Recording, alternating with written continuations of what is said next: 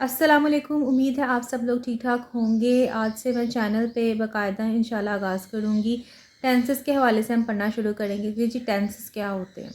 Basically होता है ज़माना, यानी कौन सा वक्त चल रहा है, कब की बात हो रही है, प्रेजेंट की बात हो रही है, पास्ट की बात हो रही है या फ्यूचर की बात हो रही है। तो इस हवाले से हमें क्या यूज़ करना है जब हम इंग्लिश बोल रहे हैं, और हमें अपने वर्ड्स को कैसे लेके चलना है, सेंटेंसेस कैसे बनाने हैं। सबसे पहले बात कर लेते हैं प्रेजेंट टेंस की, जो कि बात करता है हाल की, यानी मौजूदा की, जो इस वक्त है उसके बारे में बात करता है ये। इसमें होती हैं 4 टाइप्स। एक होता है प्रेजेंट इंडेफिनिट, एक होता है प्रेजेंट कंटिन्यूस, एक होता है प्रेजेंट परफेक्ट और एक होता है प्रेजेंट परफेक्ट कंटिन्यूस। और ये सभी टाइप्स होती हैं पास्ट और फ्यूचर में भी, लेकिन क्योंकि अभी हम सबसे पहले प्रेजेंट के बारे में स्टडी करेंगे, प्रेजेंट टेंस के बारे में। तो सबसे पहले पढ़ते हैं प्रेजेंट टेंस क्या होता है। प्रेजेंट टेंस जो है वो हमें बताता है कि मौजूदा वक्त में जो काम हो रहा है उसके बारे में, ठीक है। जो काम है, जो वर्ब है, जो भी काम हो रहा है उसके बारे में हमें बताएगा। तो प्रेजेंट टेंस को हमने समझ लिया कि ये है मौजूदा वक्त की बात। अब इसमें हम इसकी फर्स्ट टाइप को पढ़ेंगे, जो कि है प्रेजेंट इंडेफिनिट टेंस, और इसमें हम किस तरह के जुमले बनाते हैं और कैसे बनाते हैं। प्रेजेंट इंडेफिनिट अगेन हमें बताता है मौजूदा वक्त के बारे में। इस ज़माने के जुमलों के आखिर में ती है, ता है, होता है वगैरह पाया जाता है, ठीक है। लाइक अगर आपको उर्दू भी आएंगे टेंस, तो उनके एंड पे अगर आप उन्होंने आपसे पूछा कि जी इसको इंग्लिश में करें, तो सबसे बड़ी पहचान ये कि उसके एंड पे ये सब लिखा होगा। जैसे कि हम मिसाल के तौर पे कहते हैं कि मैं किताब पढ़ती हूँ, वो किताब पढ़ता है, वो स्कूल जाता है। और फिर जब हमें पता लग जाएगा कि प्रेजेंट टेंस की बात हो रही है, तो फिर हम इसको इंग्लिश में लिख सकते हैं प्रेजेंट टेंस के अकॉर्डिंग ही। अब कुछ बात कर लेते हैं सब्जेक्ट के बारे में। सब्जेक्ट क्या होता है? ये कोई पर्सन हो सकता है, वो चीज़ होती है जिसने कोई काम किया है, ठीक है। कोई इंसान हो सकता है, या अगर किसी चीज़ के बारे में हम बात कर रहे हैं कि उसने ये काम किया है, तो जो काम किया है वो है हमारा फेल यानी वर्ब, और जिसने किया है वो है फाइल यानी सब्जेक्टिव। और यहाँ पर हम दो तरह के सब्जेक्टिव्स की बात करेंगे, एक होता है सिंगुलर, एक होता है प्लूरल। तो सिंगुलर में हम एक सिंगल चीज़ की बात कर रहे हैं, सिंगल बंदे की बात कर रहे हैं, और प्लूरल में हम ज़्यादा लोगों की बात कर रहे हैं, ठीक है। और उर्दू में भी आपने पढ़ा होगा फ़ाइल, मफ़ूल, फ़ेल पढ़ते हैं आप लोग, वो है बेसिकली ये इंग्लिश में इस तरह से। अब जो सिंगुलर सब्जेक्ट की बात करें तो उसमें ही, शी, इट आता है। इसके साथ लगती है प्रेजेंट इंडेफिनिट में फर्स्ट फॉर्म किसकी, वर्ब की, और साथ में एस या ई एस आता है। और ये कहाँ पे आता है वो हम आगे जाके देखेंगे। सेकंड जो हमारे पास टाइप्स आती हैं वो होती हैं प्लूरल सब्जेक्ट की। इसमें आई, वी, यू, दे आता है। इसमें भी फर्स्ट फॉर्म ऑफ वर्ब आती है, लेकिन इसमें एस या ई एस नहीं आता। वो किस में आता है, सिंगुलर वाले के साथ। तो ये बेसिक चीज़ें जो आपने याद रखनी है। टाइप्स ऑफ सेंटेंसेस जो है प्रेजेंट इंडेफिनिट में, वो कितने सारे हैं जी, ये ऑलमोस्ट 6 हैं। सबसे पहले हम बात कर लेते हैं सिंपल सेंटेंस की, जिसको हम सादा जुमले भी कहते हैं, इसको अफर्मेटिव सेंटेंस भी कहते हैं, इसको पॉजिटिव सेंटेंस भी कहते हैं। इसको बनाने का क्या तरीका है कि सबसे पहले तो हमें पता लग गया ये प्रेजेंट इंडेफिनिट है। अब हमने कैसे बनाना है सिंपल जुमला। सबसे पहले आएगा सब्जेक्ट, जिसमें आएगा आई, वो, you, they, he, she, it में से कुछ भी आ सकता है इसमें, ठीक है। वो हम देखेंगे कि क्या हमें कंडीशन दी गई है जो हम बात कर रहे हैं, वो लिखेंगे। उसके साथ हम लिखेंगे फर्स्ट फॉर्म ऑफ वर्ब, और फिर एस या ई एस लगाएंगे। और एस या ई एस कहाँ लगता है, प्रेजेंट इंडेफिनिट में जो सिंगुलर सब्जेक्ट हैं उनके साथ। और फिर हमारे पास आ जाएगा ऑब्जेक्ट। तो इस तरह हमारा सिंपल सेंटेंस जो है वो कंप्लीट हो जाएगा। यदि नेगेटिव सेंटेंस जो कि मनफी जुमले होते हैं, जिसमें किसी काम का नहीं किया गया या वो नहीं होता, उसके बारे में बताया जाता है। जब हमें पता लगे ये प्रेजेंट इंडेफिनिट है, अब हमने इसका नेगेटिव सेंटेंस कैसे बनाना है। सबसे पहले सब्जेक्ट लगेगा, आई, वो, you, they, he, she, it लगेगा। उसके बाद लगेगा डू या डस, और उसके साथ लगेगा नॉट। फिर लगेगा फर्स्ट फॉर्म ऑफ वर्ब, और फिर ऑब्जेक्ट लगेगा। मतलब ये आपको ना फॉर्मूला याद होने चाहिए कि हमने कैसे सेंटेंसेस को बनाना है।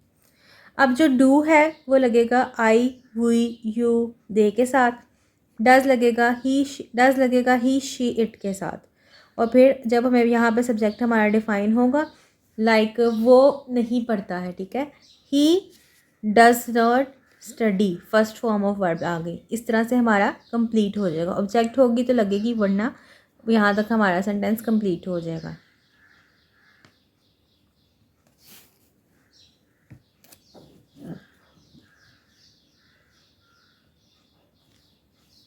नेक्स्ट हमारे पास आते हैं इंटेरोगेटिव सेंटेंसेस, जिनको हम सवालिया जुमले भी कहते हैं।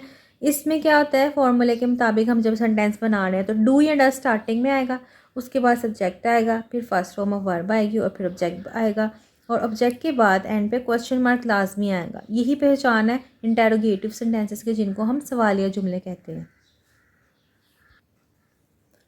इंटेरोगेटिव नेगेटिव सेंटेंस, तो अभी तक हमने सीखे सिंपल सेंटेंस, जिनको अफर्मेटिव पॉजिटिव सेंटेंस भी कहते हैं।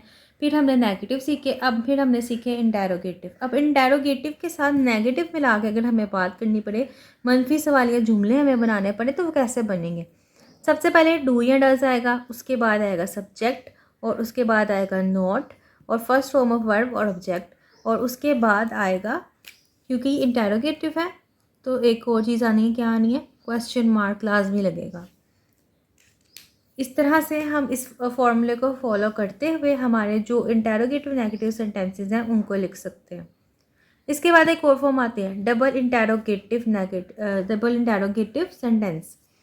सबसे पहले इसमें WH वर्ड्स आते हैं, फिर आता है डू या डस, और फिर आता है सब्जेक्ट, फिर आती है फर्स्ट फॉर्म ऑफ वर्ब, फिर ऑब्जेक्ट, और फिर एंड पे क्वेश्चन मार्क। तो ये हमारा बन जाएगा डबल इंटेरोगेटिव सेंटेंस का फॉर्मूला, जो आपको याद होगा तो आप इजीली जब टेंस आएगा तो आप लिख सकते हो।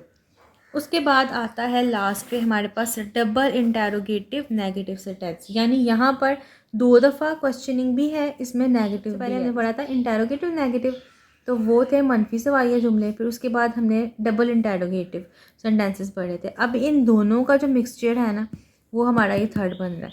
डबल इंटेरोगेटिव नेगेटिव सेंटेंस कैसे बनते हैं, सबसे पहले हम लिखेंगे WH words according to situation. अब ये WH वर्ड्स क्या होते हैं वो भी मैं आपको बताती हूँ। फिर उसके बाद आएगा डू डज आएगा, फिर आएगा सब्जेक्ट, उसके बाद कौन आएगा, नोट आएगा, फिर आएगी फर्स्ट फॉर्म ऑफ वर्ब, फिर ऑब्जेक्ट और प्लस क्वेश्चन मार्क। तो सबसे जो कॉमन चीज़ है वो इसमें यही है कि फर्स्ट फॉर्म ऑफ वर्ब आनी है, डू डज लगेगा।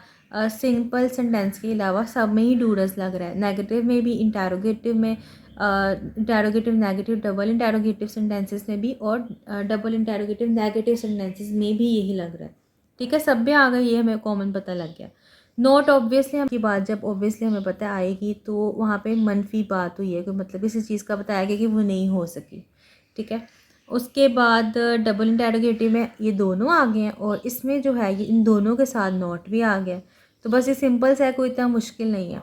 अब WH वर्ड्स क्या होते हैं, जो सबसे कॉमन यूज़ होते हैं WH वर्ड्स वो ये, सबसे पहले आता है वट, फिर आता है वेयर। वट को उर्दू में कहते हैं क्या, ठीक है। वेयर को उर्दू में क्या कहते हैं, कहाँ। वाई को कहते हैं क्यों। वैन को कहते हैं कब। विच को कहते हैं कौन सा। हुस को कहते हैं जिसका। हुम को कहते हैं किसे। और हाउ को कहते हैं कैसे। और हाउ मैनी को कहते हैं कि कितने। मतलब ये इस तरह से अगर आपको उर्दू में आएगा सेंटेंस तो आपको WH वर्ड्स लगाने हैं, तो इन्हीं में से यूज़ हो जाएगा आपका। और फिर आप इजीली इसको डबल इंटेरोगेटिव या डबल इंटेरोगेटिव नेगेटिव आप इसको बना सकते हो। तो ये बेसिक वर्ड्स हैं, इनको आप याद कर लो विद मीनिंग, ताकि ये ना हो कि जहाँ पे वेयर आना है वहाँ पे आप वट लिख दो, या वाई आना है तो वैन लिख दो। इसलिए मैंने साथ इसकी उर्दू भी लिख दी है, क्योंकि हमें उर्दू से ही इंग्लिश सीखनी है। उर्दू तो हमारी ज़बान है, तो जब हमें उर्दू आती होगी तो हम इंग्लिश को भी कर सकेंगे, अच्छे तरीके से अपनी बात को कन्वे कर सकेंगे। तो इतना ही है इस वीडियो में से। कोशिश की थी छोटी वीडियो बने, लेकिन थोड़ी लंबी हो गई, लेकिन होपफुली आपको समझ आई होगी इंशाल्लाह। अब नेक्स्ट आपके साथ मैं लेके आऊँगी प्रेजेंट कंटिन्यूस टेंस को। ठीक है, इंडेफिनेट को हमने सीख लिया है, अब बात करेंगे प्रेजेंट कंटिन्यूस टेंस की। मिलती हूँ नेक्स्ट वीडियो में, अपना बहुत ख्याल रखिएगा। चैनल को सब्सक्राइब कर लें, वीडियो को लाइक ज़रूर करें, शेयर करें अपने दोस्तों के साथ जिन्हें इसकी ज़रूरत है।